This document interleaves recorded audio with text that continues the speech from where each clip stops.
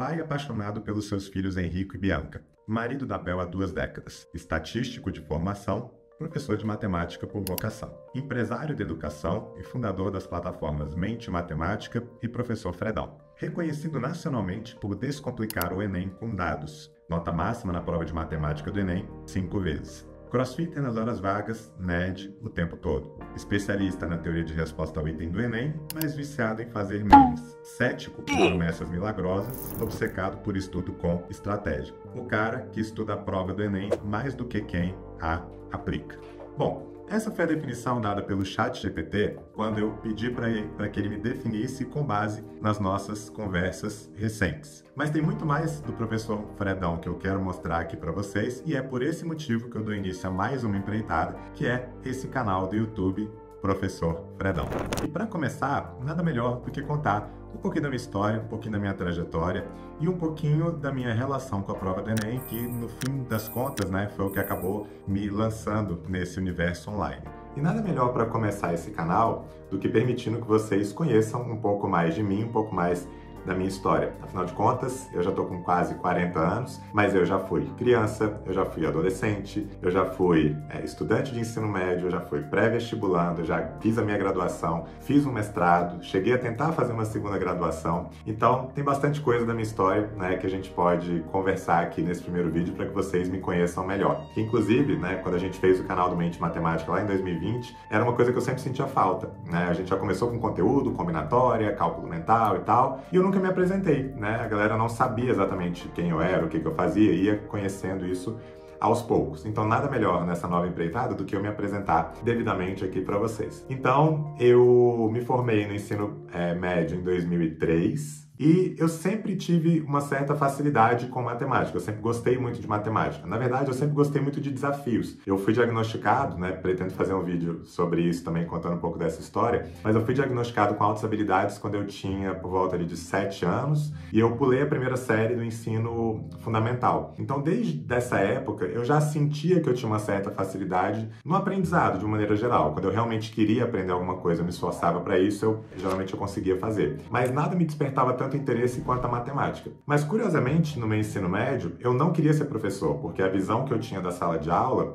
era uma visão até meio deturpada, mas era a realidade que eu vivenciava na minha época do ensino médio. Eu pensava, cara, imagina, eu vou ter que estudar pra caramba para virar professor, e aí eu vou ter que dar aula para um monte de aluno que não quer ter aula, porque era o que acontecia na maioria dos casos nas turmas das quais eu fazia parte, um monte de gente que não estava muito afim de estudar. Além disso, eu vou ter que lidar com pais, que vão achar que o filho está fazendo só um monte de coisas boas e acabam, às vezes, culpando o mau desempenho do filho, colocando essa culpa no professor e não no próprio filho. Então eu falei, cara, eu vou ter que ficar corrigindo prova no contraturno, preparando aula. Não me parecia algo muito interessante. E eu estudei numa escola que eu tinha uma das minhas amigas, a mãe dela era professora, e eu sabia que eles não ganhavam lá tão bem. Não era um salário ruim, mas também não era um salário que justificasse todo esse trabalho extra que tinha o professor fora da sala de aula. Então eu pensei, bom, eu acho que eu não quero ser professor. Só que eu sempre gostei muito de estudar com os amigos e tal, e de ajudar. Eu sempre gostei muito de ajudar, especialmente na matemática. Então isso me dava muito prazer,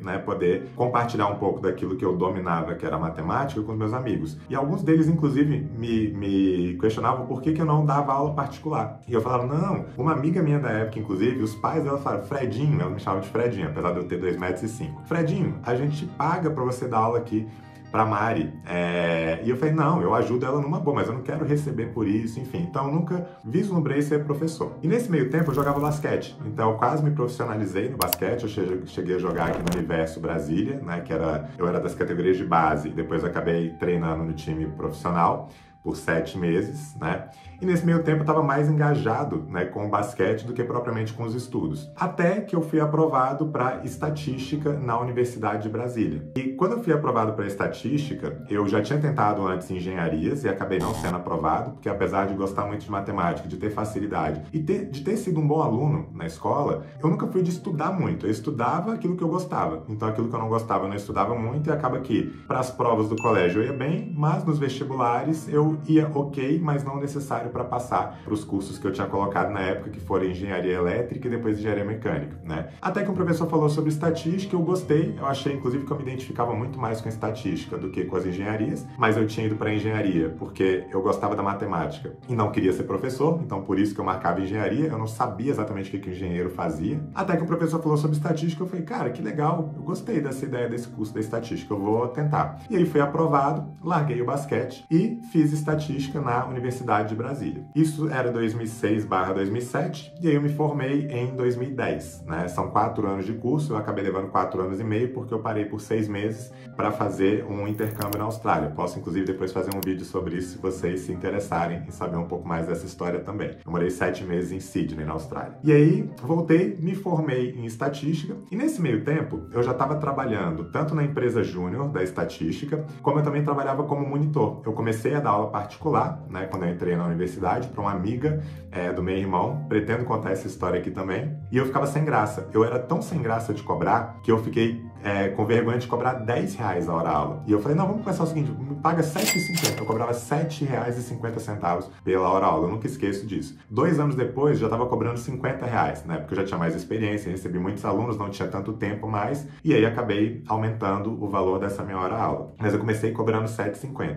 E aí eu fui fazer uma visita no Pódio, que é o cursinho que eu tinha feito, né? Quando eu estava me preparando para o PAS. Fui um dos primeiros alunos do Pódio. Também posso contar essa história em algum outro momento. E numa das conversas que eu fui ter lá, eu sempre visitava para saber como é que tava e tal. Eu fui convidado para ser monitor lá no Pódio. Resolvi topar. Coloquei na ponta do lápis e falei, cara, essa ideia de ser monitor não é ruim, não. Acho que eu vou acabar recebendo mais do que no estágio e tal. Então, naquele momento, foi uma decisão puramente financeira, né? Eu queria tirar uma graninha, já estava dando aula particular, então resolvi trabalhar como monitor. E aí, nesse meio tempo, né, eu trabalhei como monitor por mais de 2 anos, acabaram surgindo algumas possibilidades em sala de aula. Professores que faltavam e tal, e eu já estava me destacando ali na monitoria na matemática, acabei recebendo algumas propostas para, eventualmente, substituir um professor. E aí, começou assim.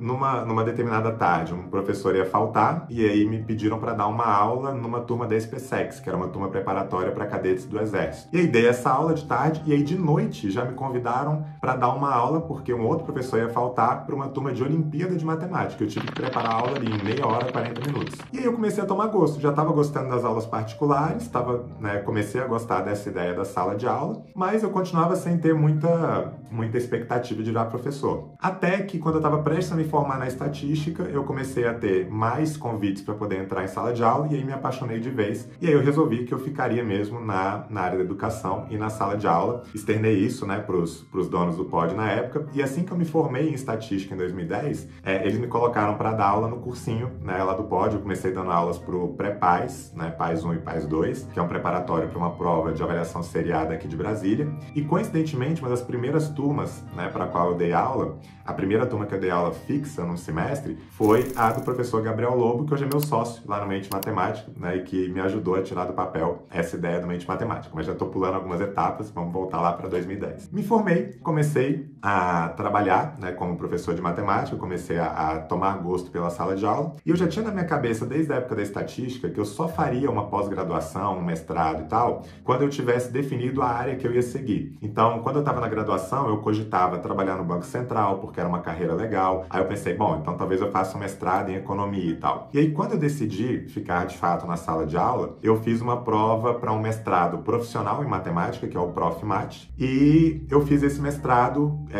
fui aprovado em 2012 para acesso em 2013, e foi muito legal porque foi o primeiro resultado que eu tive de impacto como professor, porque até então eu era um professor novo, né? Muita gente não me conhecia, mesmo dentro do Pódio, ainda estava começando a surgir ali em sala de aula, ter as minhas primeiras oportunidades em sala de aula. E nessa prova do ProfMat, desse mestrado, foram cerca de 16 mil candidatos naquele ano. E eu não só gabaritei a prova do ProfMat, como fui o primeiro lugar nacional. Eu fui o único a gabaritar a prova. Era uma prova que tinha 35 questões objetivas, valendo 2 pontos cada, e 3 questões discursivas, valendo 10 pontos cada. E eu fui o único naquele ano a gabaritar a prova, recebi inclusive um certificado parabenizando, né, o pessoal da Sociedade Brasileira de Matemática parabenizando parabenizando pelo meu desempenho e tal. E foi muito legal porque isso, além de ter me dado uma certa confiança, fez com que os próprios profissionais que trabalhavam comigo começassem até a me olhar com outros olhos, né? Falar, pô, esse menino, ele é realmente bom, né? Então foi um resultado bem legal. E aí fiz o mestrado, esse mestrado que não é um mestrado acadêmico, é um mestrado profissional em matemática, também na Universidade de Brasília. E nesse meio tempo, quando eu entrei no mestrado em 2013, foi o mesmo ano em que eu estava dando aula para o terceiro ano do ensino médio e, em paralelo a isso, a UNB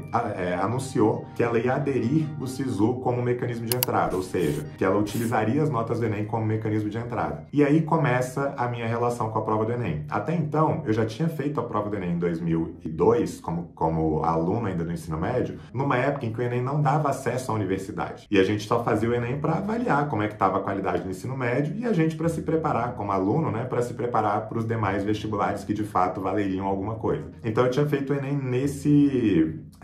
com essa visão, né, de uma prova que não dava acesso à universidade. E eu tinha um certo preconceito com a prova do Enem, eu confesso. Eu achava uma prova meio, sei lá, meio blé, assim, meio sem graça, não me desafiava muito. E aí, quando a UNB resolveu aderir o SISU e usar as notas do Enem, eu pensei, bom, então peraí, é o maior vestibular nacional e agora eu que sou de Brasília, né, vou ter que me preparar também para ele. E aí comecei a estudar a prova do Enem. Em 2014, eu me inscrevi para fazer a prova como candidato, porque como eu tinha esse trabalho com o terceiro ano, eu queria orientar melhor os alunos e queria entender, né, sentir na pele o que o aluno sentia lá na prova do Enem. E desde 2014 eu faço a prova do Enem como candidato. Então agora, quando eu gravo esse vídeo em 2025, eu tô indo para minha 12ª edição como candidato na prova do Enem, fazendo sempre os 2 dias de prova. Já me inscrevi para a prova do Enem 2025 e vai ser a 12ª vez que eu faço consecutivamente essa prova como candidato. Só que em paralelo a isso, eu era só professor em Brasília, eu não tinha nenhuma expectativa de ir pro online e tal, mas eu sabia que a prova do Enem poderia ser uma grande vitrine, né? Porque é o maior vestibular nacional, já era naquela época o maior vestibular nacional, então eu pensava, bom, vai que eu, sei lá, acabo tendo alguma projeção nacional, né? Então eu queria, também por conta disso, mas também para orientar os alunos do pódio, né? Que eu era professor e continuo sendo professor até hoje, eu queria entender não só a prova da matemática do Enem, eu queria entender a prova do Enem como um todo, por isso eu resolvi fazer a prova como candidato, e mais do que isso, eu queria entender tudo que envolvia a prova do Enem. E nesse aspecto, era importante eu entender um pouco da teoria de resposta ao item. E aí, em 2014, eu tive a oportunidade de fazer uma matéria com o professor Mauro Rabelo, que é um dos principais especialistas em avaliação educacional no país, né? Um dos livros que a gente usa no Profimate, no mestrado, é do Mauro Rabelo, e ele deu uma disciplina de avaliação educacional. E eu fiz essa disciplina porque eu já queria ser orientado por ele para que eu pudesse estudar um pouco melhor a teoria de resposta ao item. E aí, no final de 2014, início de 2015, ou seja, já há 10 anos, eu optei por fazer o meu TCC do mestrado sendo orientado pelo Mauro Rabelo e na teoria de resposta ao item. A ideia foi eu avaliar pedagogicamente a adequabilidade dos itens de um simulado modelo Enem que vinha sendo aplicado lá no pódio, não apenas por meio da teoria de resposta ao item, mas também por meio da teoria clássica dos testes. Então, em 2015, final de 2014, início de 2015, foi quando eu comecei a ter um pouco de contato com a teoria de resposta ao item. E desde então, né, eu venho estudando e me aprofundando bastante nessa teoria. Bom, terminei o mestrado em 2015, continuei na sala de aula e em 2017 eu resolvi abrir uma específica de matemática. Eu queria levar um estudo complementar, né, da matemática para uma específica, né? Aqui em Brasília a gente chama de específica, em alguns lugares chamam de isolada, em outros chamam de salinha, né? Então aqui em Brasília a gente chama de específica. E aí em 2017 surge o Mente Matemática. Era uma específica de matemática que tinha basicamente a ideia de trazer um pouco do cálculo mental, que era uma forma de você trabalhar a agilidade na resolução das questões, e uma ideia de um treinamento Enem, que era um treinamento não só de conteúdo, mas de uma parte mais estratégica para a prova do Enem, já que eu vinha estudando essa prova do Enem há algum tempo. E assim foi. Em 2017, né, a gente criou o Mente Matemática, o professor Gabriel Lobo me ajudou a tirar essa ideia do papel. Seguimos com Mente Matemática em 2018 e 2019. E 2019 para 2020 foi a grande virada na minha vida profissional e essa minha migração para o universo online, porque foi a a primeira vez que eu gabaritei a prova de matemática do Enem. Então já tinha sido a 6ª vez que eu vinha fazendo a prova, mas eu nunca tinha gabaritado, apesar de eu já ter tirado a nota máxima lá na primeira prova que eu fiz, que foi em 2014, tendo errado uma questão. Podemos fazer um vídeo também sobre isso para comentar como que isso aconteceu lá em 2014. E quando eu gabaritei a prova em 2019, eu tive um ex-aluno meu do pódio que me convidou para fazer parte de um projeto com ele, que era um curso que ele ia vender online em 2020, isso pouco antes da pandemia, que foi o Humberto Manarino. Para quem não conhece, recomendo que vocês pesquisem o canal dele, Humberto Manarino. Ele era uma das grandes referências do YouTube Edu, né, do YouTube educacional, lá no ano de 2019, 2020. Ele chegou a ter, quando ele meio que abandonou um pouco o canal dele do YouTube,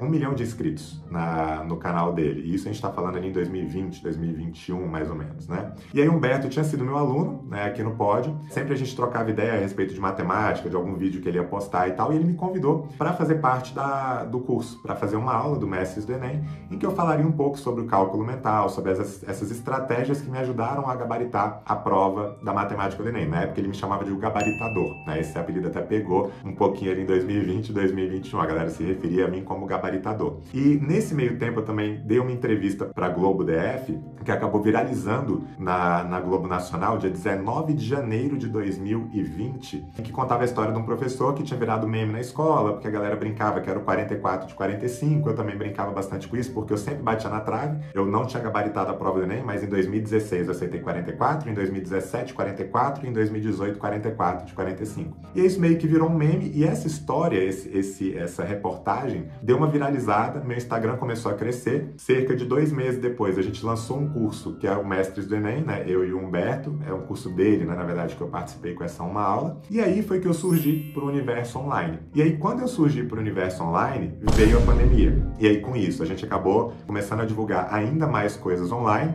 E aí foi uma avalanche de coisas ao mesmo tempo. Criação do canal do YouTube do Mente Matemática. Eu comecei a aproveitar esse hype, né? Que estava tendo com o meu nome lá no Instagram, para divulgar conteúdos da teoria de resposta ao item, dos microdados do Enem. E aí, com isso, eu comecei a crescer. E o grande ano em que eu alavanquei mesmo a minha participação online foi em 2021, quando teve um Sisu, que foi aquele primeiro Sisu pós-pandemia, em que ficou todo mundo maluco com o que estava acontecendo com o Sisu. E eu já tinha estudado muito a fundo o Sisu desde 2016, porque eu participava como candidato e, como eu comentei com vocês, eu queria entender tudo que envolvia a prova do Enem. Então, o Enem, a teoria de resposta ao item, os microdados e o Sisu. E aí eu comecei a divulgar várias informações com relação ao Sisu, e aí foi que a minha carreira no online deu uma deslanchada, né? Eu saltei ali, acho que na semana do Sisu, eu, sei lá, devia ter uns 9 mil seguidores, e aí passei a ter mais de 20 mil seguidores, acho que foi alguma coisa mais ou menos por aí, né? E aí o meu nome começou a ser um pouco mais reconhecido nacionalmente. E nesse mesmo ano de 2020, como eu comecei a publicar muito conteúdo no YouTube, inclusive uma playlist, né, que era uma playlist combinatória, que até hoje está disponível no canal do Mente Matemática, e uma outra em que eu mostrava a resolução das 45 questões da prova do Enem 2019, que tinha sido aquela primeira que eu gabaritei, muita gente começou a perguntar se eu não tinha uma plataforma online. E aí, com isso, eu senti que era o momento, de fato, da gente migrar o Mente Matemática, né, para uma plataforma online, e a gente abre a plataforma do Mente Matemática no ano de 2020, né? E aí surge a plataforma do Mente Matemática. Foi uma loucura, um caos à época, porque minha esposa estava grávida bem no período em que a gente criou a plataforma do Mente Matemática. Então eu me mudei de apartamento, a minha esposa grávida, criação da plataforma do Mente Matemática, pandemia rolando. Então assim, foi um ano caótico, mas que nos trouxe até aqui. Muito do que aconteceu naquele ano foi, não que eu, né, quisesse que a pandemia acontecesse, eu sempre falo isso, eu preferia que não tivesse acontecido, mas se teve algum lado positivo da pandemia, pelo menos pra gente no Mente Matemática, foi essa migração para o online e esse surgimento da nossa plataforma. E aí de lá para cá, muita coisa aconteceu, o Mente Matemática cresceu, né, absurdamente. Só nesse ano de 2025 a gente está com mais de 3 mil alunos na plataforma. Já passaram pelo Mente Matemática mais de 11 mil alunos.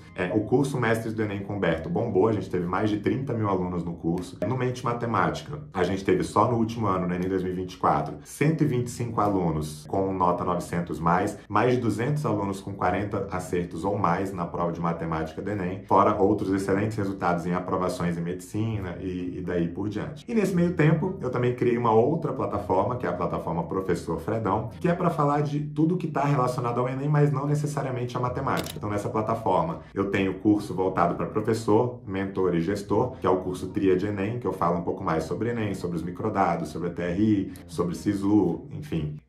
Também lancei alguns e-books, né, uma coleção, que é a coleção Enem por Habilidades e Dificuldades, onde eu pego todas as questões da história do Enem e eu ordeno, né, separo pelas habilidades e ordeno pelo nível de dificuldade lá, pela teoria de resposta ao item. Enfim, são muitas coisas, são muitas faces diferentes do meu trabalho que eu gostaria de mostrar aqui para vocês, né, e contar um pouco dessa história, contar um pouco da parte estratégica da prova do Enem, contar um pouco dessa minha trajetória, dos desafios, né, de tudo que eu enfrentei, das dificuldades para a gente chegar nesse ponto, né, nesse crescimento do Mente Matemática, enfim, com esse propósito, né, com esse objetivo, que eu criei esse canal do Professor Fredão para poder compartilhar com vocês um pouco dessa minha história. Então, o que vocês podem esperar nos próximos vídeos aqui? Bom, um pouco de estratégia do Enem, um pouco de teoria de resposta ao item, um pouco sobre o SISU, mas também um pouco da minha história pessoal, respondendo perguntas que eu recebo com frequência, né, como por exemplo, como é que é o curso de estatística? O que você achou? Você recomenda o curso de estatística? Vou contar algumas histórias curiosas que envolvem, inclusive, a parte estratégica, né, do SISU, como por exemplo, como que eu fui aprovado para medicina na UNB, na Universidade de Brasília, em ampla concorrência, tendo acertado só 21 itens na prova de Ciências da Natureza, e o que aconteceu naquele ano para que eu fosse aprovado, apesar desses poucos acertos em Ciências da Natureza. Vou compartilhar um pouco dessa minha experiência na medicina. Eu entrei na medicina, fiquei alguns anos na medicina, mas eu só concluí de fato 3 semestres. Vou contar um pouquinho também do porquê disso. Vou falar um pouco de como que uma parte estratégica me ajudou a ter esse resultado que eu comentei com vocês, de primeiro lugar na prova do Profimate, como que estudar provas anteriores foi importante para que eu tivesse esse desempenho, para que eu elaborasse a minha estratégia. E claro, como é um canal do Professor Fredão, eu quero compartilhar também um pouco com vocês algumas histórias engraçadas, algumas histórias divertidas, né, da minha vida, como por exemplo o dia que eu descobri que eu não servia para ser um vendedor, que eu fui um péssimo vendedor. Eu trabalhei como vendedor quando eu estava na minha 5ª série do ensino fundamental. Vou contar um pouquinho dessa história. Eu comecei como caixa, vendedor de din-din, né, chup-chup, não sei como é que vocês chamam na cidade de vocês, mas aqui a gente chama de din-din. E eu gostava muito de matemática, um amigo meu vendia din-din na porta da escola e a gente se divertia fazendo aquilo, né, e eu ficava fazendo as contas e tal. Depois eu migrei para um outro ramo, eu comecei a vender balinhas na porta da escola, eu estudei em escola pública até a 4ª série, e aí eu passei a vender balinhas, mas essa foi a melhor profissão que eu já tive até hoje, porque meu lucro era 100%, porque minha mãe comprava as balas e eu apenas vendia e ficava com dinheiro para comprar minhas revistinhas, minhas balinhas e tal. Então foi o melhor emprego que eu já tive, o mais lucrativo que eu já tive. Então eu quero contar um pouco também desse meu outro lado, né, aqui para vocês nesse canal. Então se você curte esse tipo de conteúdo, já se inscreve aqui no canal, ativa as notificações. E uma curiosidade que eu vou deixar aqui para finalizar esse vídeo, eu já falei para vocês, né, que eu fiz a prova do Enem 11 vezes como candidato, tô indo para minha 12ª edição e eu já gabaritei a prova do Enem da matemática 5 vezes, 4 vezes aliás, 2019, 2020 digital, 2023, 2024 e tirei a nota máxima também em 2014. E nos últimos anos eu venho fazendo alguns vídeos resolvendo uma prova do Enem ao vivo, mas não uma prova que eu conheça. Eu sempre resolvo uma prova que é a prova do Enem PPL, a mais recente, que é uma prova que eu nunca tive contato. E nessa